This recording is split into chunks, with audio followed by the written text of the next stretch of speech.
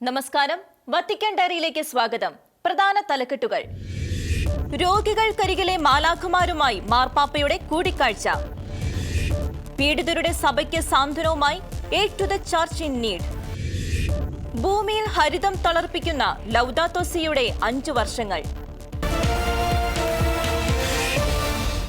മാലാഖമാരെ പോലെ രോഗികൾക്കരികിലിരുന്ന ചികിത്സയും സാന്ത്വനവും നൽകിയ ചിലരെ കർത്താവുമായുള്ള കൂടിക്കാഴ്ചയുടെ അന്തിമ തിരുമുറ്റം വരെ അനുയാത്ര ചെയ്ത ആരോഗ്യ പ്രവർത്തകരുമായി ഫ്രാൻസിസ് പാപ്പ കൂടിക്കാഴ്ച നടത്തി. സഹനം പേറിയ രോഗികളുടെ, മരണം കവർന്നവരുടെ ഓർമ്മകളിൽ വേണം നാം ഒരു പുതിയ ലോകം കെട്ടിയുയർത്താൻ. മഹാമാരിയിൽ സ്തുത്യർഹമായ സേവനം ചെയ്ത ഡോക്ടർമാരെയും നഴ്സുമാരെയും ഫ്രാൻസിസ് മാർപ്പാപ്പ പ്രത്യേകം കണ്ടു. കോവിഡ് ലോക്ക്ഡൌണിന് ശേഷം ആദ്യമായി നടത്തിയ കൂടിക്കാഴ്ച അവരോട് കൃതജ്ഞത പ്രകാശിപ്പിക്കാനായി പാപ്പ വിനിയോഗിച്ചു. വടക്കൻ ഇറ്റലിയിലെ മെഡിക്കൽ സംഘത്തെയാണ് പാപ്പ കണ്ടത്. രോഗികളെ ഈ മഹാമാരിയിൽ നിന്നും രക്ഷപ്പെടുത്താൻ ശ്രമിച്ച നിങ്ങളെ മാലാഖമാരായാണ് രോഗികൾ കണ്ടത്. ഒരേ സമയം അവരെ ആശ്വസിപ്പിക്കാനും പിന്താങ്ങാനും ഒരുപക്ഷെ കർത്താവുമായുള്ള അന്തിമ കൂടിക്കാഴ്ചയുടെ തിരുമുറ്റം വരെ അനുയാത്ര ചെയ്യാനും നിങ്ങൾക്കായി. മഹാമനസ്കതയോടെയുള്ള അവരുടെ പ്രവർത്തനം പ്രൊഫഷണലിസവും പ്രത്യാശയും പ്രകടമാക്കിയെന്നും സമൂഹത്തിലെ എല്ലാ രംഗത്തുമുള്ളവർ അവരുടെ മാതൃക സ്വീകരിക്കണമെന്നും പാപ്പ പറഞ്ഞു.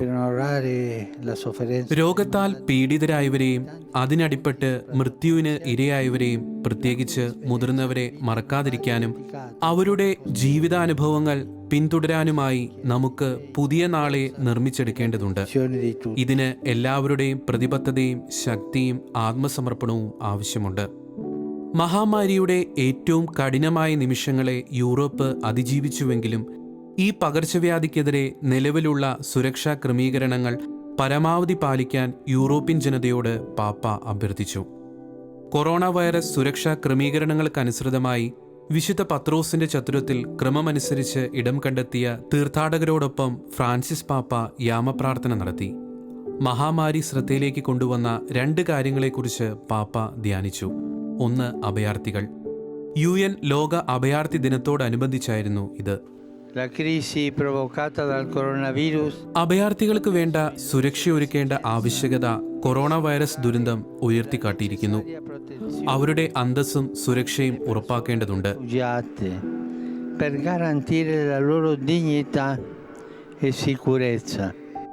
രണ്ടാമതായി ഈ ദുരന്തം പരിസ്ഥിതിയെയും ലോകത്തെയും ആകെ ബാധിച്ചിരിക്കുന്നതിനെക്കുറിച്ച് പാപ്പ സംസാരിച്ചു. ഈ ലോക്ക്ഡൌൺ മലിനീകരണം കുറയ്ക്കുകയും വാഹന ഗതാഗതവും ശബ്ദവും കുറഞ്ഞതിനാൽ ഒരുപാട് സ്ഥലങ്ങളുടെ സൗന്ദര്യം വെളിവാക്കുകയും ചെയ്തു. ഇപ്പോൾ വീണ്ടും സജീവമായതോടെ നമ്മുടെ പൊതുഭവനത്തെ കൂടുതൽ ഉത്തരവാദിത്വത്തോടെ ശ്രദ്ധിക്കുവാൻ എല്ലാവർക്കും കഴിയണം.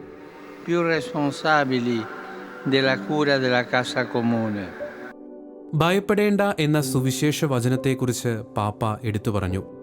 ശിഷ്യന്മാർ ഭയപ്പെടാവുന്ന 3 സന്ദർഭങ്ങൾ ഈശോ മുൻകൂട്ടി പറഞ്ഞിട്ടുണ്ട്. അവ 3 പ്രലോഭനങ്ങളാണ്: സുവിശേഷത്തെ മധുരത്തിൽ പൊതിയുക, അതിൽ വെള്ളം ചേർക്കുക, പീഡനം, ദൈവം നമ്മെ ഉപേക്ഷിച്ചുവെന്ന ധാരണ. ഈ 3 സന്ദർഭങ്ങളും നമ്മെ ഭയത്തിലേക്ക് തള്ളിവിടാമെങ്കിലും ഭയക്കരുതെന്ന് യേശു പറയുന്നു. പകരം ദൈവകരങ്ങളിൽ മുറുകെ പിടിക്കുകയാണ് വേണ്ടത്. കാരണം ദൈവം നമ്മെ സ്നേഹിക്കുകയും കരുതുകയും ചെയ്യുന്നു.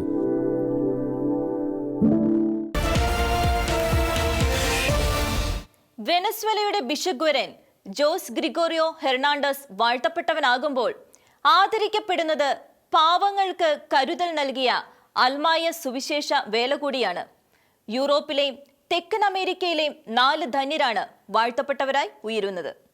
തെക്കേ അമേരിക്കയിലെയും യൂറോപ്പിലെയും 4 പേരെ വാഴ്ത്തപ്പെട്ടവരുടെ പട്ടികയിലേക്ക് ഫ്രാൻസിസ് മാർപ്പാപ്പ ഉയർത്തി. അവരിൽ 1919 മൃതിയടഞ്ഞ വെനസ്വേലൻ ഡോക്ടർ ജോസ് ഗ്രിഗോറിയോ ഹെർണാണ്ടസും ഉൾപ്പെടുന്നു.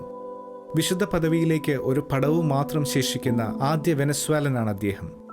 അർജന്റീനയിലെ മാമർത്തോ എസ്ക്യൂയും ഈ പട്ടികയിലുണ്ട്. 1880 അന്തരിച്ച മാർ മെർത്തോ ബിഷപ്പായിരുന്നു. യുദ്ധകാലത്ത് തൻ്റെ രാജ്യത്ത് ഐക്യം പുനഃസ്ഥാപിക്കുന്നതിൽ വലിയ പങ്കുവഹിച്ചു. 1918 അന്തരിച്ച സൊസൈറ്റി ഓഫ് ഡിവൈൻ സേവിയർ സ്ഥാപകനും ജർമ്മൻകാരനുമായ ഫ്രാൻസിസ്കോ മരിയ ഡിലാക്രൂസ് ആണ് മറ്റൊരാൾ. ജുവാൻ ബോട്ടിസ്റ്റ ജോർദാൻ എന്നായിരുന്നു വൈദികനാകും മുമ്പുള്ള അദ്ദേഹത്തിൻ്റെ പേര്.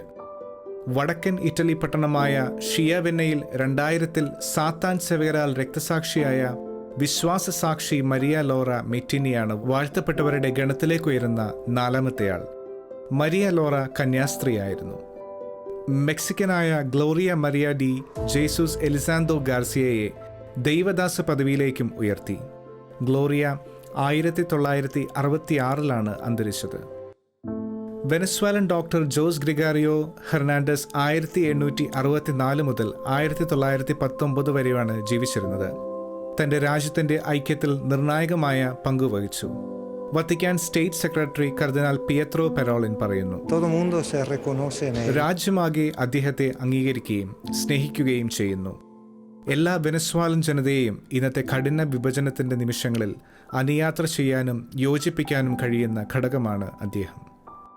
വെനസ്വാലയിൽ 19-20 നൂറ്റാണ്ടുകളിൽ ശാസ്ത്രീയ മുന്നേറ്റങ്ങൾ നടത്തുന്നതിൽ ശ്രദ്ധേയമായ പങ്കുവഹിച്ച അദ്ദേഹം രാജ്യത്ത് ആദ്യമായി മൈക്രോസ്കോപ്പ് അവതരിപ്പിച്ച വ്യക്തിയാണ്.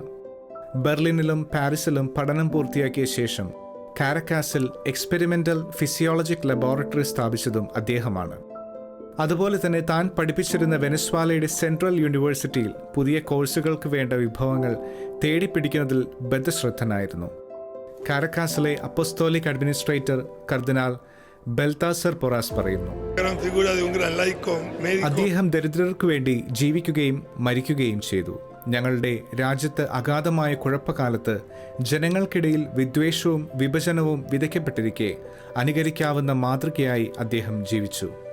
വെനസ്വാലൻ എപ്പിസ്കോപ്പൽ കോൺഫറൻസിന്റെ communications director Pedro Pablo Aguilar പറഞ്ഞു, വിശ്വാസികളും അവിശ്വാസികളും ഒരുപോലെ വിനീതനും ഉപവിപ്രവർത്തകനുമായിരുന്ന അദ്ദേഹത്തെ ക്രിസ്തീയതയുടെ ഉത്തമ പൗരത്വത്തിന്റെ അടയാളമായി കാണുന്നു. അദ്ദേഹത്തിന്റെ തിരുശേഷിപ്പുകൾ സൂക്ഷിച്ചിരിക്കുന്ന കാരക്കാസിലെ കാൻഡലറിയ മാതാവിന്റെ ദേവാലയത്തിൽ ആഴ്ചതോറും ആയിരക്കണക്കിന് മനുഷ്യരാണ് സന്ദർശിക്കാറ്. വിശുദ്ധീകരണ നടപടികളുടെ പോസ്റ്റലേറ്റർ സിൽവിയ കൊറയിൽ പറയുന്നു, ഗുണസമ്പന്നമായ ജീവിതം നയിച്ചിരുന്ന ആത്മായനാണ് അദ്ദേഹം. ദരിദ്രരെ അതീവമായി സ്നേഹിച്ചിരുന്നു. ജനങ്ങളുടെ ശ്രദ്ധ ശരിക്കും ആർജിക്കാൻ കഴിഞ്ഞിരുന്ന അന്താരാഷ്ട്ര പ്രസിദ്ധനായ ഈ ഡോക്ടറോട് വെനസ്വാലൻ ജനത കാണിക്കുന്ന ആദരവ് ആകർഷണീയമാണ്. ആ ആദരവ് വെനസ്വാലയ്ക്കും പുറത്തേക്കും വ്യാപിക്കുന്നു. 2013 വരെ വെനസ്വാലയിലെ അപ്പസ്തോലിക് നൻഷ്യോ ആയിരുന്ന വത്തിക്കാൻ സ്റ്റേറ്റ് സെക്രട്ടറി കർദിനാൾ പിയത്രോ പെരോളിൻ പറയുന്നു, വെനസ്വാലൻ വിശുദ്ധരുടെ നിരവധി രൂപങ്ങൾ ഞാൻ കൊണ്ടുവന്നിട്ടുണ്ട്. മിക്കതും ജോസ് ഗ്രിഗോറി ഹെർണാണ്ടസിന്റെയും കൊറോമാറ്റോ മാതാവിൻ്റേതുമാണ്. ഞാൻ അതിൻ്റെ ഓഫീസിന് മുൻപിൽ വെച്ചു, കാരണം വരുമ്പോഴും പോകുമ്പോഴും എനിക്കത് കാണാം. വെനസ്വാലയെ ഓർക്കാനാണത്. വെനസ്വാലൻ ഹൃദയങ്ങളുടെ കനിവിന്റെ സാക്ഷ്യമാണ് ഡോക്ടർ ജോസ് ഗ്രിഗോറിയോ ഹെർണാണ്ടസ്. മനസാക്ഷിക്കനുസൃതമായി ജൂതന്മാരെയും മറ്റനേകരെയും 2ാം ലോക മഹായുദ്ധത്തിൽ സഹായിച്ച ഒരു പോർച്ചുഗീസ് നയതന്ത്രജ്ഞനെ ഫ്രാൻസിസ് പാപ്പ ഒരിക്കൽ കൂടി ലോകശ്രദ്ധയിലേക്ക് കൊണ്ടുവന്നു. മനസാക്ഷിയുടെ പേരിൽ സ്ഥാനം പോവുകയും മരണം വരെ പീഡിപ്പിക്കപ്പെടുകയും ചെയ്ത അരിസ്റ്റഡസ് ഡിസൂസ മെൻഡസ്. മനസാക്ഷി ദിനത്തിൽ ക്രിസ്ത്യാനികളോട് ദൈവവചനത്തിന്റെ മാർഗം പിന്തുടർന്ന് പൊരുത്തപ്പെടലിന്റെയും ശരിയായ മനസാക്ഷിയുടെയും മാതൃകകളാകാൻ ഫ്രാൻസിസ് മാർപ്പാപ്പ ആഹ്വാനം ചെയ്തു. പൊതുകൂടിക്കാഴ്ചയിൽ സംസാരിക്കുകയായിരുന്നു പാപ്പ. ഇന്ന് മനസാക്ഷി ദിനമാണ്. പോർച്ചുഗീസ് നയതന്ത്രജ്ഞൻ ആർസ്റ്റഡസ് ഡിസൂസ മെൻഡസ് 80 വർഷം മുമ്പ് നൽകിയ സാക്ഷ്യത്തിന്റെ പ്രചോദനത്താലാണ് മനസാക്ഷിയുടെ ദിനം ആചരിച്ചു വരുന്നത്. തന്റെ മനസാക്ഷിക്ക് അനുസരിച്ചേ പ്രവർത്തിക്കൂ എന്ന അദ്ദേഹത്തിന്റെ പ്രഖ്യാപനം ആയിരക്കണക്കിന് ജൂതന്മാരുടെയും മറ്റുള്ളവരുടെയും ജീവൻ രക്ഷിക്കാൻ ഉതകി. ദൈവവചനത്താൽ പ്രകാശിതമായ നീതിയുറ്റ മനസാക്ഷി പ്രകടമാക്കാൻ എല്ലാ ക്രിസ്ത്യാനികൾക്കും കഴിയട്ടെ എന്ന് ഫ്രാൻസിസ് പാപ്പ പറഞ്ഞു. തന്റെ വേദോപദേശം തുടർന്ന പാപ്പ ആട്ടിടയനും ജനങ്ങളുടെ മധ്യസ്ഥനുമായ മോശയെ വിവരിച്ചു. ദൈവത്തോടുള്ള മോശയുടെ അടുപ്പം തന്റെ സംശയങ്ങൾക്കും ഭയങ്ങൾക്കുമിടയിൽ ദൈവവിളിക്ക് അനുസൃതമായി ജീവിക്കാൻ കാരണമായി. ഈ ഭയങ്ങളോടെ സദാ സംശയിക്കുന്ന ഹൃദയത്തോടെ എങ്ങനെ മോശയ്ക്ക് പ്രാർത്ഥിക്കാനാവും? ശരിക്കും മോശ നമ്മെപ്പോലെ മനുഷ്യനായി കാണപ്പെടുകയാണ്. ഇത് നമുക്കും സംഭവിക്കാറുണ്ട്. സംശയമുള്ളപ്പോൾ നമുക്കെങ്ങനെ പ്രാർത്ഥിക്കാൻ കഴിയും? പ്രാർത്ഥന നമുക്ക് എളുപ്പമല്ലാതായി മാറും. Dubbi, ma come possiamo pregare? Non ci viene di pregare. മോശയുടെ ദൈവത്തോടും തന്റെ ജനതയോടുമുള്ള വിശ്വസ്തത പാപ്പ അടിവരയിട്ടു. സഭയിലെ എല്ലാ അജപാലകരും മോശയുടെ പാത പിന്തുടരണം. Mosè mai ha perso la memoria del suo popolo. മോശ ഒരിക്കലും തന്റെ ജനതയെ മറക്കുന്നില്ല. ഇതാണ് അജപാലകന്റെ മഹിമ. ഒരിക്കലും ജനതയെ മറക്കാതിരിക്കുക, സ്വന്തം വേരുകളും. Dimenticare il popolo, non dimenticare le radici. മോശയെ പോലെ തന്റെ ജനതയെ ഓർക്കുകയും അവർക്ക് വേണ്ടി മധ്യസ്ഥനാവുകയും ചെയ്യുന്നവരാണ് യഥാർത്ഥ വിശ്വാസികൾ. Il Spirito Santo. വത്തിക്കാൻ പൂന്തോട്ടത്തിലെ വസതിയിൽ നിന്നും ജന്മദേശമായ ജർമ്മനിയിലെ ബവറിയയിൽ 96-കാരനായ ജ്യേഷ്ഠ സഹോദരനെ കാണാൻ ബെനഡിക്റ്റ് 16 പാപ്പ 4 ദിവസത്തെ യാത്ര നടത്തിയത് ലോകമാധ്യമങ്ങളിൽ വലിയ വാർത്തയായി. എമിരിറ്റസ് പാപ്പ ബെനഡിക്ട് 16 ജർമ്മനിയിൽ തന്റെ മൂത്ത ജ്യേഷ്ഠനെ സന്ദർശിച്ച ശേഷം വത്തിക്കാൻ പൂന്തോട്ടത്തിലെ വസതിയിൽ തിരിച്ചെത്തി. 2013 ഫെബ്രുവരി 28 മാർപ്പാപ്പ സ്ഥാനം രാജിവെച്ച ശേഷം പാപ്പ നടത്തുന്ന സുദീർഘമായ യാത്രയായിരുന്നു ഇത്. ജർമ്മനിയിലെ ബവേറിയയിലേക്ക് ജൂൺ 18 തന്റെ 96 വയസ്സുള്ള സഹോദരൻ ജോർജിനെ കാണാനായി പാപ്പ പുറപ്പെട്ടത്. രോഗാവസ്ഥയിലുള്ള അദ്ദേഹം പാപ്പയുടെ ജീവിച്ചിരിക്കുന്ന ഏറ്റവും അടുത്ത ബന്ധുവാണ്. 93-കാരനായ ബെനഡിക്റ്റ് പാപ്പയുമൊത്തുള്ള യാത്രയിലെ ഏതാനും ചിത്രങ്ങൾ ബവേറിയയുടെ പ്രസിഡന്റും ഏതാനും മാധ്യമങ്ങളും ട്വീറ്റ് ചെയ്തു. സഹോദരനെ സന്ദർശിച്ച പാപ്പ തന്റെ പഴയ ഭവനവും മാതാപിതാക്കളുടെയും സഹോദരിയുടെയും ശവക്കല്ലറകളും സന്ദർശിച്ചു. 4 ദിവസം നീണ്ട സന്ദർശനത്തിൽ റീജിയൻസ്ബർഗ് രൂപതയിലെ സെമിനാരിയിലാണ് തങ്ങിയിരുന്നത്. വത്തിക്കാനിലെ തന്റെ പഠനമുറിയിൽ ഇപ്പോഴും മണിക്കൂറുകൾ ചിലവഴിക്കാറുള്ള പാപ്പ ആരോഗ്യവാനാണ്. ഫ്രാൻസിസ് പാപ്പയുടെ പാരിസ്ഥിതിക ചാക്രിക ലേഖനം ലൗദാത്തോ സി ലോകത്തിന്റെ പരിസ്ഥിതി വ്യതിയാനത്തിൽ നടത്തുന്ന ശ്രദ്ധേയമായ ഇടപെടലുകൾ വിവരിക്കുന്ന മറ്റൊരു പുസ്തകം കൂടി വത്തിക്കാൻ പുറത്തിറക്കി. ഓരോ കത്തോലിക്കിന്റെയും ധർമ്മമായ സൃഷ്ടിയുടെ കരുതൽ വിവരിക്കുകയാണ് ഈ ഗ്രന്ഥം.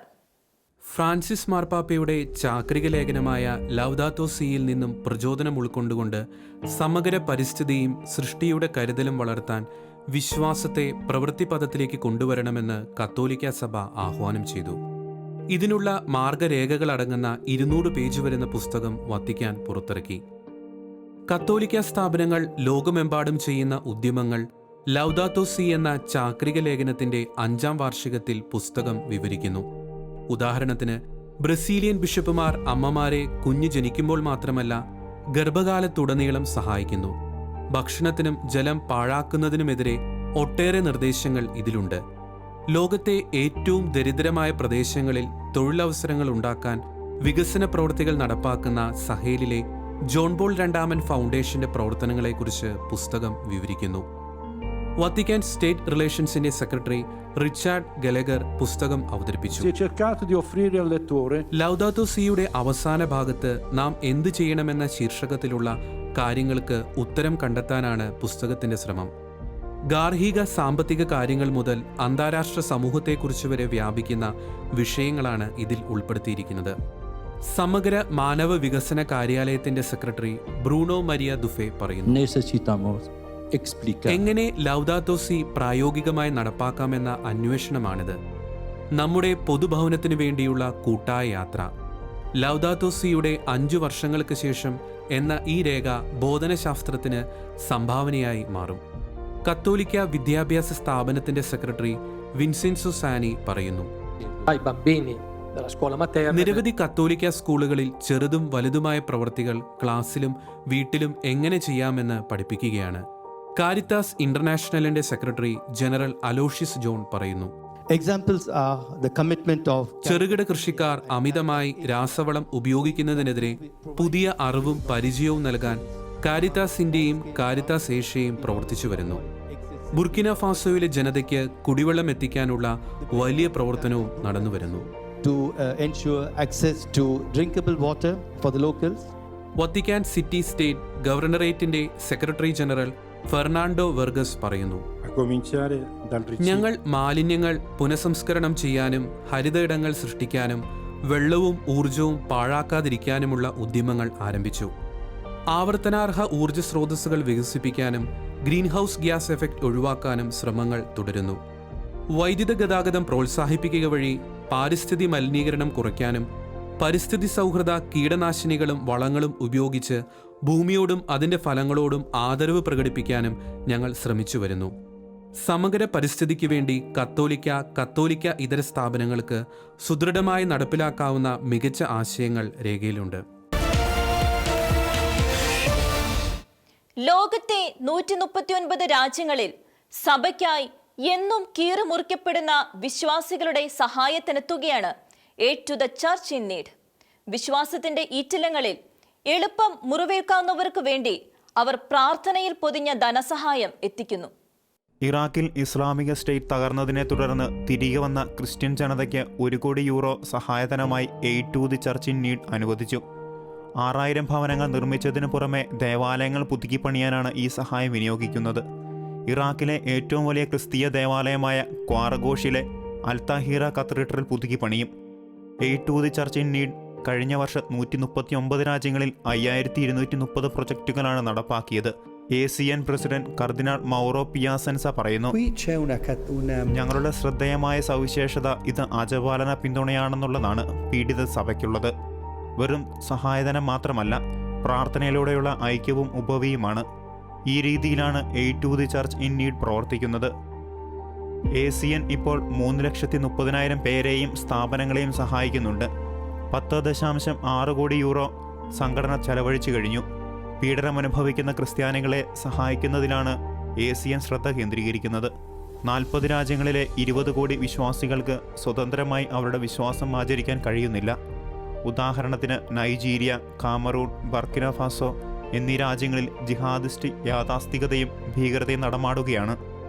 സഹേൽ മേഖലയ്ക്ക് വേണ്ടിയുള്ള ACN ആഫ്രിക്കൻ ഡിപ്പാർട്ട്മെന്റിന്റെ റഫായേൽ ഡി അക്യു പറയുന്നു, Also, our project partners informed us that in the area of the Chad കാമറൂണി ചാഡ് തടാകം, നൈജീരിയ, ചാഡ്, ബൊക്കോഹറാം പ്രദേശങ്ങളിൽ അവർ ഭീകരതന്ത്രങ്ങൾ നടപ്പാക്കുകയാണ്. തീവ്രവാദികളുടെ ഉപദേശം അനുസരിച്ചില്ലെങ്കിൽ ഗ്രാമീണ വനിതകളുടെ ചെവിച്ചേദിക്കുന്ന ശിക്ഷാ നടപടികൾ വരെ സ്വീകരിക്കുന്നു. the ears of the village woman as a punishment for not having obeyed their preaching. സിറിയയിൽ 10 വർഷത്തെ യുദ്ധത്തിന് ഫലമായി അതിജീവനത്തിന് ശ്രമിക്കുകയാണ്.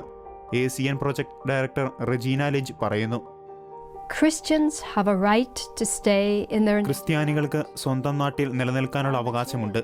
ഞങ്ങളുടെ ഭൗതിക സഹായങ്ങൾ ക്രിസ്ത്യൻ കുടുംബങ്ങളെ അതിജീവനത്തിനും മധ്യകിഴക്കൻ രാജ്യങ്ങളിൽ തുടരാനും സഹായിക്കുന്നു. in the Middle East.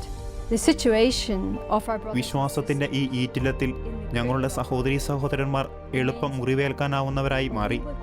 എന്നാൽ അവർക്ക് കഴിയുന്നത്ര സഹായം ചെയ്യാൻ ഞങ്ങൾ ശ്രമിക്കും. to support them.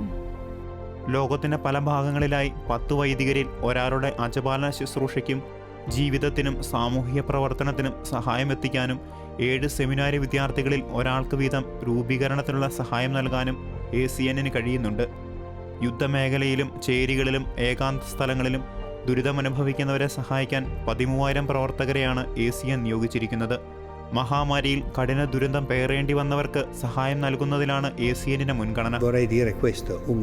ആത്മീയമായി ശക്തരായിരിക്കുന്നതിൽ ഞാൻ നിങ്ങൾക്ക് നന്ദി പറയുന്നു. അതുപോലെ തന്നെ സഭ പീഡിതമാകുന്ന കാരണങ്ങളോട് അശ്രദ്ധരാകാതിരിക്കുന്നതിലും.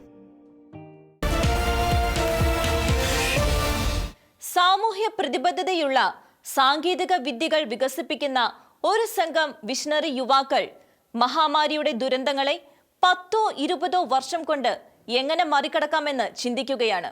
അവരുടെ നൂതനമായ മുഖമറ ലോകത്തെ മറ്റൊരു വീക്ഷണത്തിൽ കാണാനുള്ള ഉദ്യമമാണ്. ഫാബ്രിസിയോ ഗിയാസനല റോമായിലെ കോളേജ് വിദ്യാർത്ഥിയാണ്. സാമൂഹ്യ പ്രതിബദ്ധതയുള്ള സാങ്കേതിക പദ്ധതികൾ വികസിപ്പിച്ചെടുക്കുന്ന പ്രധാന ഇറ്റാലിയൻ കേന്ദ്രമായ വിഷണറിയുടെ ഭാഗമാണ് ഫാബ്രിസിയോ. COVID-19 രണ്ടാം ഘട്ട പദ്ധതിയാണ് അവരിപ്പോൾ രൂപകൽപ്പന ചെയ്യുന്നത്. മഹാമാരി അനന്തര കാലഘട്ടത്തിൽ ജനങ്ങൾക്ക് മികച്ച രീതിയിൽ രോഗപ്രതിരോധം സാധ്യമാക്കാനുള്ള 3D മുഖമറകൾ നിർമ്മിക്കുകയാണവർ. ഫാബ്രിസിയോ പറയുന്നു, ഈ മുഖമറയ്ക്ക് 2 ഭാഗമുണ്ട്. ആദ്യ ഭാഗം ഒരു 3D പ്രിന്റഡ് ഹെഡ് ബാൻഡാണ്. PLA അഥവാ TPU അല്ലെങ്കിൽ മറ്റെന്തെങ്കിലും സാമഗ്രി ഉപയോഗിച്ച് ഇതുണ്ടാക്കാം. എല്ലാ സ്റ്റേഷനറികളിലും ലഭ്യമാകുന്ന അസറ്റേറ്റ് ഷീറ്റ് ഉപയോഗിച്ച് രണ്ടാമത്തെ ഭാഗം നിർമ്മിക്കാം. ചരട് വെച്ച് ഇത് ബന്ധിക്കുന്നു. വിഷണറി ഈ മുഖമറകൾ ഡോക്ടർമാർ, നഴ്സുമാർ, ഫാർമസിസ്റ്റുകൾ, ജനങ്ങൾ, കടകൾ തുറക്കാൻ തുടങ്ങിയ വ്യാപാരികൾ എന്നിവർക്ക് ദാനം ചെയ്യുന്നുണ്ട്. പകർച്ചവ്യാധി പകരുന്നത് കുറയ്ക്കാൻ പ്രായോഗികമാണ് ഈ സംവിധാനം. ഇത് കഴുകി ഉപയോഗിക്കാം. കൊറോണ വൈറസ് തുപ്പൽ വഴിയോ വിയർപ്പ് വഴിയോ പകരുന്നതിനെ ഈ മുഖമറകൾ പ്രതിരോധിക്കും. ഞങ്ങളിത് സൗജന്യമായാണ് നൽകുന്നത്. ഇത് മെഡിക്കൽ സാനിറ്ററി ഉപകരണമായി പരിഗണിക്കാനാവില്ല, കാരണം ഞങ്ങൾക്കിതിന് സർട്ടിഫിക്കേഷനില്ല. ഇറ്റലിയിലെ ചരിത്രത്തിലെ ഏറ്റവും വൈഷമ്യമേറിയ കാലഘട്ടത്തിൽ ജോലിക്ക് പോകേണ്ട യുവജനങ്ങളെ എങ്ങനെ സഹായിക്കാമെന്ന ചിന്തയിൽ നിന്നാണ് ഇങ്ങനെയൊരു പദ്ധതി ഉരുത്തിരിഞ്ഞതെന്ന് ഫാബ്രിസിയോ വിവരിക്കുന്നു. ഇത്തരം വസ്തുക്കൾ ഉണ്ടാക്കുന്നവരുണ്ട്. പഠിച്ചത് പ്രയോഗത്തിൽ കൊണ്ടുവരാൻ ശ്രമിക്കുന്നവരും. പഠിക്കുക എന്നതാണ് ഞങ്ങളുടെ അടിസ്ഥാന ആവശ്യം. ഈ സാമ്പത്തിക ദുരവസ്ഥയിൽ നിന്നും അടുത്ത 10-20 വർഷം കൊണ്ട് പുറത്തു കടക്കേണ്ടതും ഞങ്ങൾ ചെറുപ്പക്കാരുടെ ആവശ്യമാണ്. ഫാബ്രിസിയോയും വിഷണറിയിലെ മറ്റ് യുവജനങ്ങളും ചേർന്ന് 100,000 മുഖമറകൾ നിർമ്മിച്ച് വിതരണം ചെയ്യാനാണ് ആലോചിക്കുന്നത്. സഹായം ആവശ്യമുള്ളവരെ visionary.org സഹായിക്കാനും അവർ സന്നദ്ധം. നിനക്ക് ഹൃദയം നൽകാനുള്ള സമയം ഇതാ ആഗതമായി. ഇത് പ്രത്യാശയുടെ, ധൈര്യത്തിന്റെ നിമിഷമാണ്. എത്ര വലിയ വില കൊടുത്ത് നീ ഞങ്ങളെ നേടി. ഇതാ നിന്റെ ജനത. 18 രാജ്യങ്ങളിലെ സെമിനാരി വിദ്യാർത്ഥികൾ ചേർന്നൊരുക്കിയ ഒരു ഗാനം. അതിൽ മലയാളവുമുണ്ട്. അൽറേറോസ് 2003 ഈ പാട്ട് റെക്കോർഡ് ചെയ്തത്. 5 അന്താരാഷ്ട്ര ഭാഷകളിൽ അവരത് പ്രക്ഷേപണം ചെയ്തു. ഞങ്ങളത് എളുപ്പം ഞങ്ങളുടെ ഭാഷകളിലേക്ക് രൂപാന്തരപ്പെടുത്തുകയായിരുന്നു. അങ്ങനെ ഓരോ ആൾക്കും മുഴുവൻ ലോകത്തെയും പ്രതിനിധീകരിക്കാനായി കർത്താവിനെ സ്നേഹിക്കുന്നവരാണ് ഞങ്ങൾ എന്ന ആശയം പങ്കുവയ്ക്കാനാണ് ഈ പാട്ട്. സെദെ സാമ്പൻഷ്യ പോലുള്ള ഒരു അന്താരാഷ്ട്ര സെമിനാരിയിൽ വിശ്വാസത്തിന്റെ ഹൃദയഭൂമിയിൽ ജീവിക്കുന്നത് എത്ര ആകർഷണീയമാണ്. സഭയുടെ കാതോലികത അടുത്തനുഭവിക്കാനുള്ള അവസരം. ഒരിക്കലും ഇങ്ങനെ ആളുകളെ കണ്ടെത്തുമെന്ന് കരുതുക പോലും ചെയ്തിട്ടില്ല. ഭിന്നമായി ചിന്തിക്കുന്ന, പ്രവർത്തിക്കുന്ന ആളുകൾ. എന്തൊരു ധന്യതയാണത്. Venezuela, Vietnam. കർത്താവെ, അങ്ങയിൽ ഞങ്ങൾ ആശ്രയിക്കുന്നു. നിന്റെ കരുണ ഞങ്ങളുടെ ജീവിതങ്ങളെ മാറ്റിമറിച്ചു.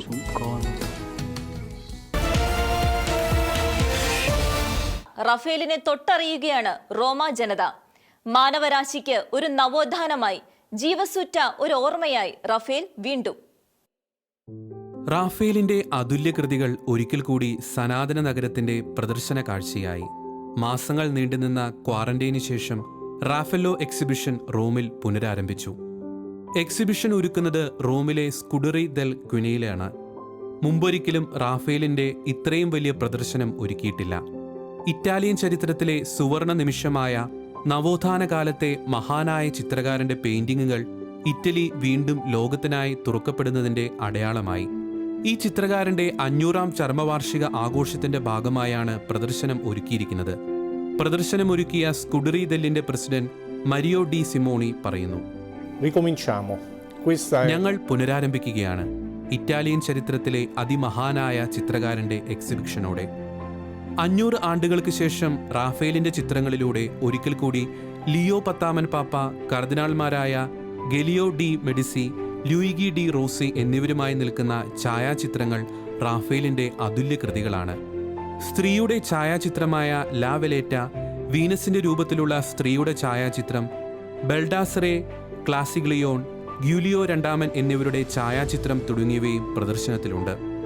ഫ്ലോറൻസിലെ യൂഫിസി ഗ്യാലറിയിലുള്ള ചിത്രങ്ങളും സ്കെച്ചുകളുടെ കളക്ഷനുകളും ഇതിൽ ഉൾപ്പെടും. റാഫേൽ ചിത്രങ്ങൾ ഏതാണ്ട് പൂർണ്ണമാണ്.